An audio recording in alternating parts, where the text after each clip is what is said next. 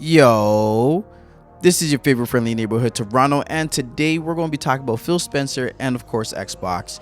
And he actually had an interview with GamesIndustry.Biz, which was titled Phil Spencer Defends Xbox's Cross-Gen Exclusivity Approach. And during this interview, he's made a lot of strong comments on it, and I'm gonna go and elaborate a little bit more on my views on what he was saying. So just to jump right into it, Phil said, frankly, held back is a meme that gets created by people who are too caught up in the device competition.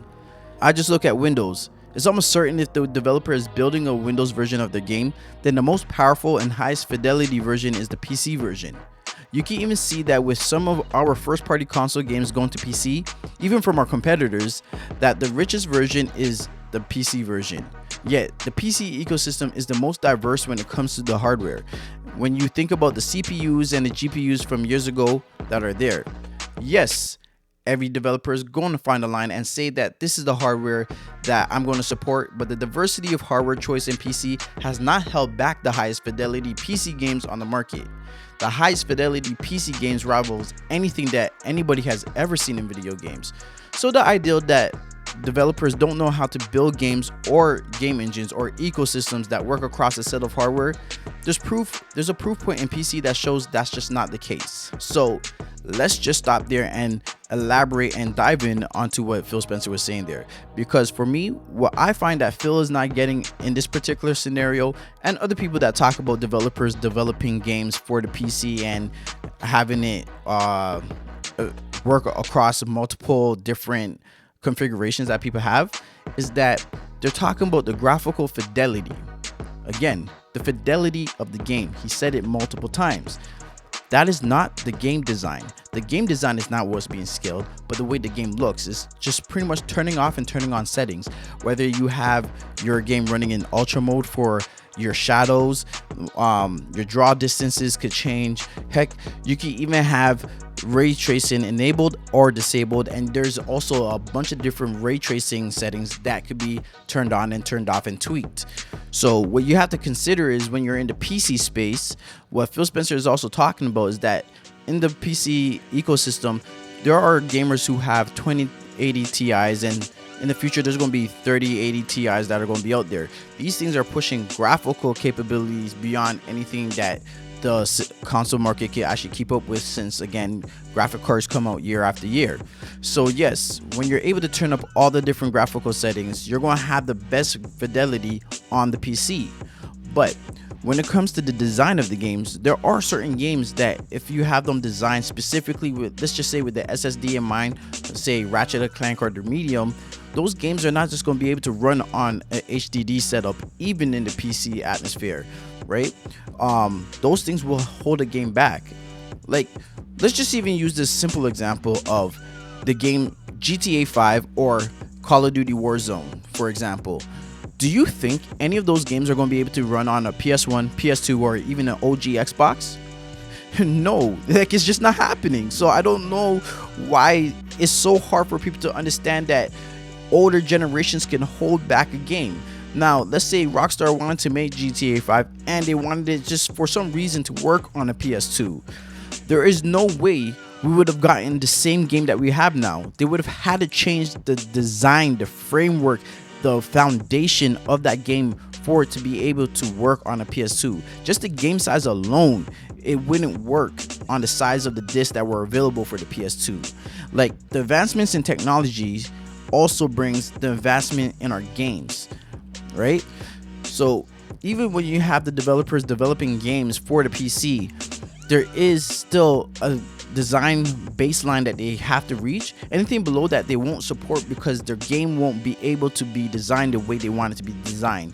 They make compromises, and it's not just the graphical ones. It would be from the ground up how the game would change, right? And like even what I said with the Medium, like, you have developers that are developing exclusively for the Xbox that know previous generations could hold back the game design. Like, even the developers that were developing that game had came out and said publicly that there's no way they could have made that game on Xbox One because it didn't have the SSD, which would then prevent them from being able to have the realm jumping that is available and is critical to their design for their game. Let's not also forget that Microsoft themselves will stop supporting the Xbox One when it comes to the first party games in a year or two. If it wouldn't hold back the games, why would they have to ever stop making games that support that Xbox One? They could keep making games for that for the next 7 or 15 years. Why not stop? Because we all know the reasons why they would stop, and that's simply because the Xbox One will hold the design, not the fidelity, the design of the game back all the way down to its core framework and foundation. So going on with the interview, Phil said, "That said, we're shipping Xbox Series X this year. I'm playing it every day at home, and it is different to playing on an Xbox One X. We should applaud the work that is going on with the SSD and the work that is going on with the audio to pick some of the areas that Jim Ryan and Mark Cerny and the stuff that PlayStation is focused on. We should applaud load times and fidelity of scenes and frame rate and input latency and all of these things that we focused on with the next generation. But that should not exclude people from being able to play. That's our point. How do we create an ecosystem where if you want to play an Xbox game, we're going to give you a way to play it?" Now, I'm just going to have to scream out a little bit of BS here, because how come Halo isn't on PlayStation or isn't on Nintendo? Because if you really wanted people to be able to play an Xbox game anywhere, you would then make it available on those platforms, but you don't, because again, it's also about the money. So when you say that you want anybody to be able to play anywhere when it comes to an Xbox game, I don't find that to be completely honest, just from the actions of you and Microsoft. Again, I don't expect Xbox to be saying, "Oh, we put all this time and money and resources into this game that we're going to also make it benefit our competition," right?